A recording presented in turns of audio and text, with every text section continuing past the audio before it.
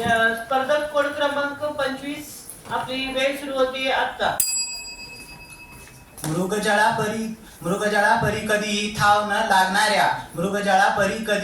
न लागणाऱ्या कृत्रिम बुद्धिमत्ता स्मार्टफोन आणि यंत्रणेच्या जगात आपले जीवन जगण्याची दिशा हरवलेल्या माणसाची दशा उलगडण्यासाठी आज मी तुमच्या समोर उभा आहे. व्यासपीठावरील उपस्थित सर्व मान्यवर, त्याचप्रमाणे पाण्यातून दूध वेगळं करणाऱ्या राजहंसाप्रमाणे अचूक परीक्षण करणारे परीक्षक व उपस्थित श्रोते हो.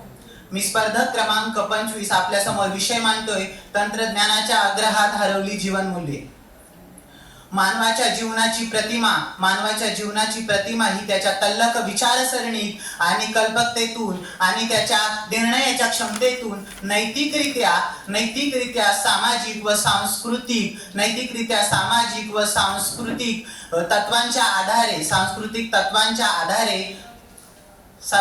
तत्वांच्या आधारे आपल्या जगासमोर त्याची आरसा उभा करते. ते म्हणजे माणसाच्या जगण्याची जीवनमूल्ये.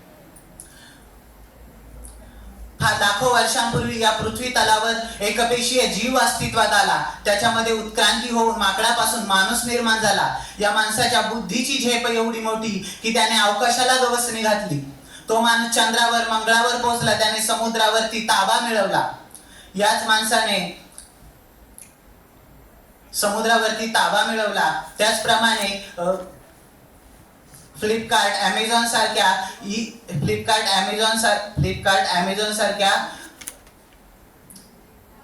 अमेझॉन सारख्या साईटवरती एका क्लिकवरती त्याला त्याच्या सर्व सोयी सुविधा उपलब्ध होत आहेत. टेस्लाच्या ऑटो पायलटमुळे वाहतुकीची नियंत्रण आता सुव्यवस्थित होताना दिसत आहे. स्मार्ट क्लासरूममुळे विद्यार्थ्यांना आवश्यक असणारे सर्व शिक्षण आता सहज उपलब्ध होत आहे. एआय सर्जन योग्य रीतीने आजाराचे निदान करत असल्यामुळे वैद्यकीय क्षेत्रात तंत्रज्ञानाचा नक्कीच खारीचा वाटा आहे असं म्हणणे काही वावगं ठरणार नाही. गुगल, अलेक्सा, ChatGPT यांसारख्या कृत्रिम बुद्धिमत्तांमुळे माणसाने संपूर्ण जगाला गवसणी घातली आहे. त्याचं जीवन अत्यंत सोयीस्कर व सुख समृद्धीचं बनलं आहे. परंतु आरामाच्या आणि सुखसोयीच्या या जीवनाच्या मायाजालात हरवलेल्या या माणसाला हे माहीत नाही की अति अमृताचा परिणाम हा विषासमानच असतो. कुठल्याही गोष्टीचा अतिरेक झाला तर त्याची माती झाल्याशिवाय राहत नाही. त्याच्यामुळे तंत्रज्ञानाचा माणसाने अति वापर केल्यामुळे त्याचा आता अधोगतीच्या मार्गावरती माणूस आपल्याला जाताना दिसतोय. मुंबईमध्ये एक घटना घडली. एका आईने तिच्या मुलाला मोबाईलवरती गेम खेळण्यासाठी मोबाईल न दिल्यामुळे त्या 16 वर्षीय तरुणाने धावत्या ट्रेन समोर उडी मारून जीव दिला. गडावर फिरायला गेलेल्या मित्रांचा सेल्फी काढायच्या नादामध्ये दरीत कोसळून मृत्यू झाला. खरंच या तांत्रिक गॅजेटच्या नादामध्ये माणसाचा जीव एवढा स्वस्त झालाय का हो? एकेकाळी आईच्या हाकेने जाग येणाऱ्याच्या दिवसाची सुरुवात आज मोबाईलच्या अलार्मने व मेसेजने होती. पूर्वीच्या काळी ताईचा भातुकलीचा खेळ तो आता कधीच मोडला गेलाय. दादासोबत नदीवर पोहायला जाण्याची मजा आता त्या नदीच्या प्रवाहातच विरून गेली. मित्रांसोबत रंगलेला गोट्यांचा भोवऱ्यांचा लगोरीचा डाव आता कुठं दिसनाशीही झाला.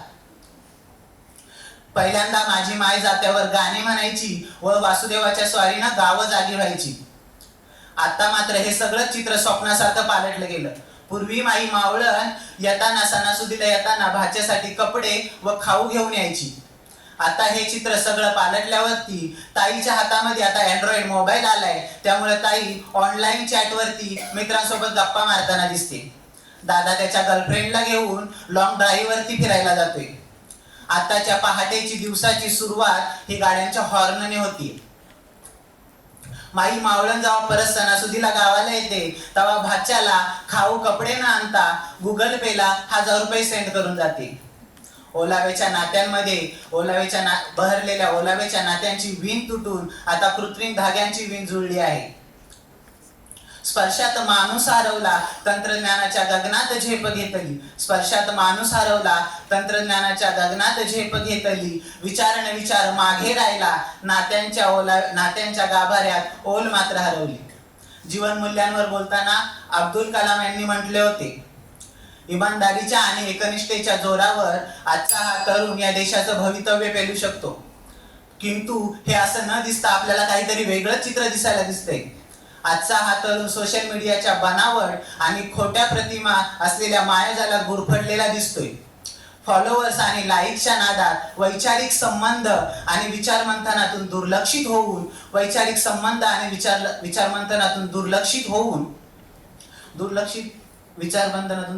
होऊन तो आता आपल्याला कुठेतरी भरकटताना दिसतोय.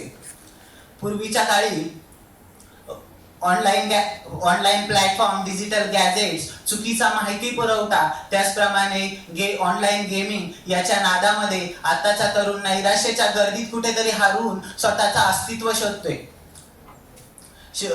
तंत्रज्ञानामुळे शिक्षण हे वेगवान व गतिमान झाले खरे, परंतु विद्यार्थी आणि शिक्षकातलं नातं, ते भावनिक नातेसंबंध आता तांत्रिक घटनेपुरतेच मर्यादित राहिले. मैदानात खेळायच्या वयामध्ये आजकालची ही मुलं कट्ट्यावर पबजीचा डाव रंगवताना आपल्याला दिसत आहेत.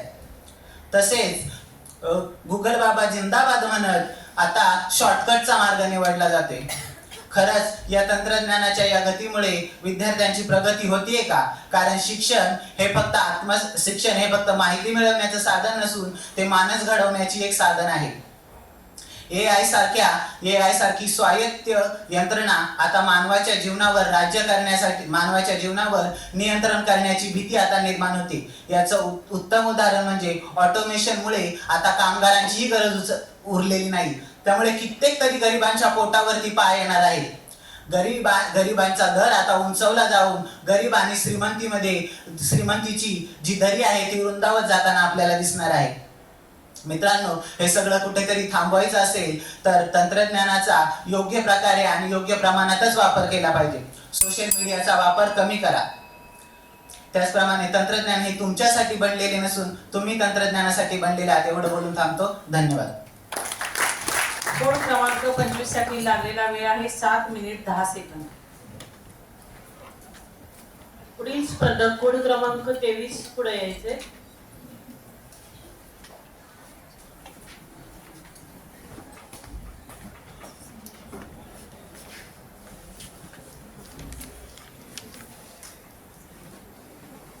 स्पर्धक कोड क्रमांक 29 उपस्थित आहात काय? स्पर्धक कोड क्रमांक 29.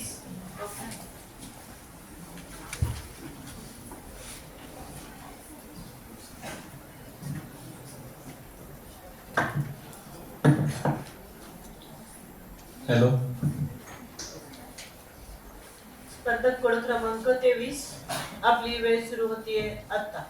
वक्त नूर को बेनूर बना देता है, वक्त फकीर को हुजूर बना देता है, वक्त की कदर करे बंदे, वक्त कोयले को भी कोहिनूर बना देता है. सन्मान्य व्यासपीठावर उपस्थित असणारे सर्व मान्यवर आणि या ठिकाणी उपस्थित असणारे सर्व स्पर्धक यांना मी नमस्कार करतो. माझा कोड क्रमांक आहे 23. माझ्या भाषणाचा विषय आहे तू स्वयंप्रकाशित हो म्हणजे स्वावलंबी हो. तू जीवनाच्या पाठीवर इतके स्वावलंबी हो की जगात तू नोकरी मागणार नव्हे तर नोकरी देणारा झाला पाहिजे. आणि स्वावलंबी शिक्षण हेच आमचे ब्रीद, हे आपल्या रयत शिक्षण संस्थेचे ब्रीद वाक्य आहे. आणि विद्यार्थी स्वावलंबी व्हावा यासाठी रयत शिक्षण संस्थेचे संस्थापक आदरणीय डॉक्टर कर्मवीर भाऊराव पाटील यांनी कमव आणि शिका योजना काढली आणि प्रत्येक मुलाला ती शिकवण दिली. आणि त्यासाठी म्हणतात की जो पानी से नाता है वो लिबास बदल देता है, लेकिन जो पसीने से नाता है वो इतिहास बदल देता है. आणि अशा पद्धतीने इतिहास बदलण्याची ताकद आपल्याला स्वतःमध्ये ठेवली पाहिजे आणि जगाच्या पाठीवर स्वतःला सिद्ध केलं पाहिजे. स्वतःचे निर्णय स्वतः घ्या. निर्णय चुकला तर चुकू दे, अजिबात हरकत नाही, पण निर्णय घ्या. प्रयत्न करताना चुका होतातच. चुकांमधून येतो तो अनुभव आणि अनुभवातून मिळते ते यश असते. एकदा अल्बर्ट एडिसन एक प्रयोग करत असतात. तो प्रयोग करत असताना त्यांच्याकडून चुका होतात. 999 वेळेस ते त्या चुका करतात आणि हजारो वेळेस त्यांचा तो जो प्रयोग आहे तो यशस्वी ठरतो. त्यानंतर आपल्याला सवय असते एखादा पुढे गेला की त्याचे पाय मागे खेचायची. जशी आपण कबड्डीची स्पर्धा बघतो, जसा की एखादा यशाच्या रेषेला हात लावायला गेला की बाकीचे त्याचे पाय मागे खेचतात. त्याचप्रमाणे एक जण अल्बर्ट एडिसन यांच्याकडे आला आणि म्हणाला, तुम्हाला असे वाटत नाही का की तुमचे 999 प्रयोग वाया गेले? त्यावेळेस अल्बर्ट एडिसन म्हणाले मुळीच नाही, कारण या 999 प्रयोगांनीच मला शिकवले की बरोबर कसं करायचं, आणि त्यावेळेस मी जो 1000वा प्रयोग आहे तो यशस्वी त्या ठिकाणी केला. जीवनात इतके स्वयंप्रकाशित व्हा आणि कोणत्याही गोष्टीत सातत्य ठेवा. सातत्य म्हणजे काय? एकदा एक नळ असतो, त्या नळातून थेंब थेंब पाणी पडत असते आणि त्या नळाखाली एक दगड ठेवलेला असतो.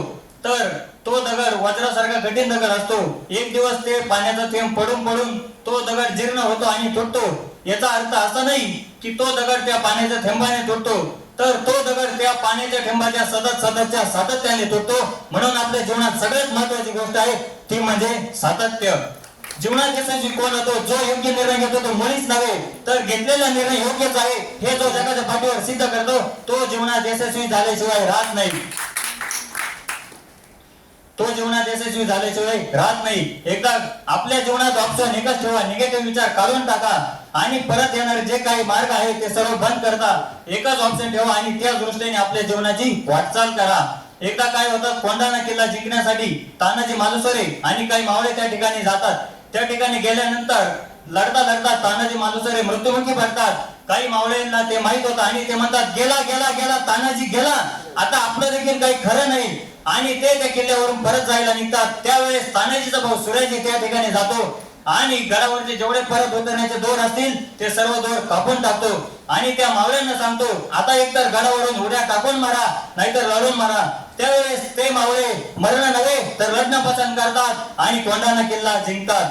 म्हणून जीवनात इतकं स्वयंप्रकाशित बना की लोकांनी उदाहरण म्हणून देखील आपलं नाव घेतलं पाहिजे. जिंकण्याची मजा तेव्हाच येते जेव्हा सर्वजण आपल्या हरण्याची वाट बघत असतात. जीवनात असे की असे काहीच नाही, आणि जर एखादी गोष्ट अशक्य वाटली तर स्वतःला सांगा to do the impossible dream. जे अशक्य आहे ते स्वप्न मला बघायचं आहे आणि तेच मला करायचं आहे. आपल्या मनात जर आले तर आपण चालणीतून देखील पाणी नेऊ शकतो. फक्त त्या पाण्याचा बर्फ होईपर्यंत आपल्याला संयम असायला हवा. संयम ही जीवनात सगळ्यात महत्वाची गोष्ट आहे. वेळ प्रत्येकाची येते की काळ्या दगडावरची रेस आहे. आपल्या यशाची व्याख्या आपण जीवनात किती यशस्वी झालो यावर नव्हे तर आपल्यामुळे जीवनात किती माणसं मोठी झाली यावर अवलंबून असते. यशाची व्याख्या आपण काय आहोत, आपण काय करू शकतो ही सर्वात महत्वाची गोष्ट आहे.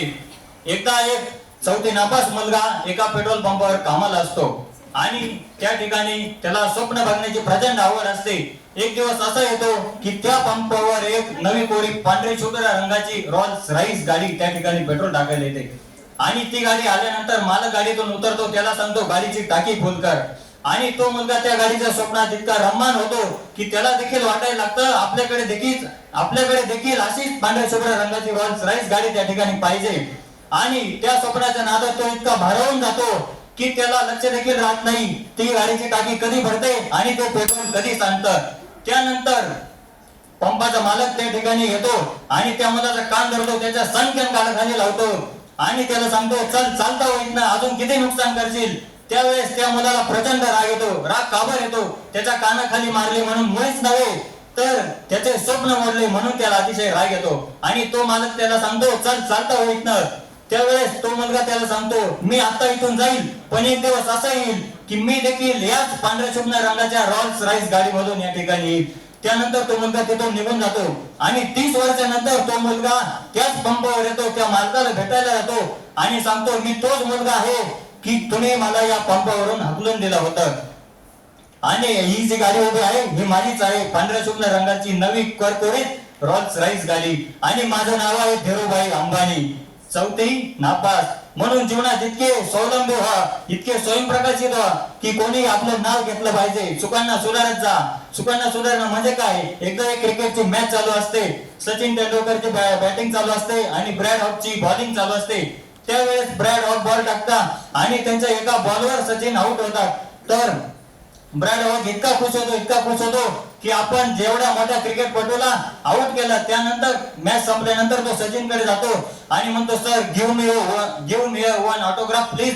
त्यावेळेस सचिन त्याला साईन देतो, पण त्या हसत लिहितो की हा क्षण तुझ्या आयुष्यात पुन्हा कधीही नाही, आणि त्यावेळेस तो तिथून निघून जातो. त्यानंतर ब्रॅड हॉक आणि सचिन तेंडुलकर 45 मॅचला एकत्र येतात. 45 मॅच मध्ये कितीतरी बॉल सचिन खेळले असतील, पण ब्रॅड हॉक त्यांना आउट करू शकत नाही आणि मॅच संपल्यानंतर तो सचिनकडे जातो आणि म्हणतो, sir how it is possible. त्यावेळेस सचिन त्याला सांगतो, तू ज्या बॉलवर मला आउट केलं त्या बॉलचा मी 50 वेळा रिप्ले बघितला. याला म्हणतात चुकांना सुधारणा. शेवटी जाता जाता एकच गोष्ट सांगतो, माणसाकडे ध्येय हवे, वाटेल ते करता येतं. माणसाकडे जिद्द हवे, वाटेल ते मिळवता येतं. आणि सर्वात महत्वाचं म्हणजे माणसाकडे धाडस हवे, वाटेल तिथे घुसता येतं. धन्यवाद. बोर्ड क्रमांक 23 साठी लागलेला वेळ आहे 7 मिनिट 14 सेकंद. 7 minute 14 second. पुढील स्पर्धक कोण